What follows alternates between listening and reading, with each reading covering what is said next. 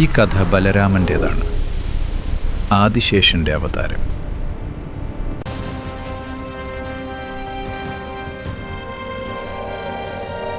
ബലരാമൻ കുറേ കാലത്തിന് ശേഷം പഴയ കൂട്ടുകാരെ കാണാൻ വൃന്ദാവനത്തിൽ തിരിച്ചെത്തി.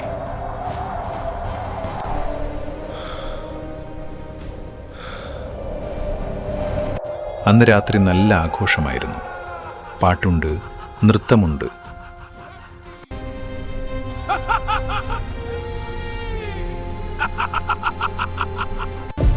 പിറ്റേന്ന് രാവിലെ ഒരു പ്രത്യേകതരം ചൂട് ബലരാമൻ അനുഭവപ്പെടുന്നു.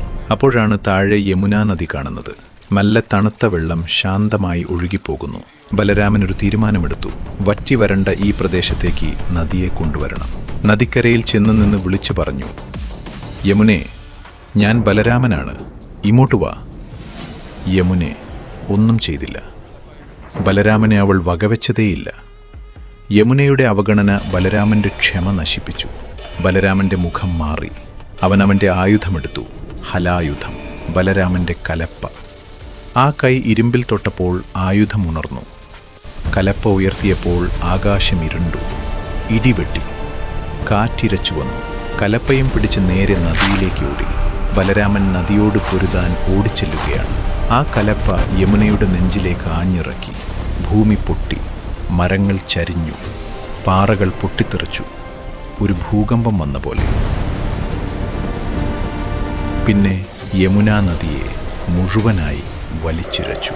ഒഴുകിക്കൊണ്ടിരിക്കുന്ന ഒരു നദിയെ അതിൻ്റെ പതിവ് വഴിയിൽ നിന്ന് മാറ്റി തനിക്ക് വേണ്ട ദിശയിലേക്ക് വലിച്ചു. യമുന ഇവനെയാണ് അവഗണിച്ചത്. യമുന വഴിമാറി. ബലരാമൻ്റെ കലപ്പ വരച്ച പുതിയ വഴിയിലൂടെ ഒഴുകി. വെള്ളത്തിൽ നിന്ന് ഒരു രൂപമുയർന്നു. യമുന ദേവിയായി പ്രത്യക്ഷപ്പെട്ടു.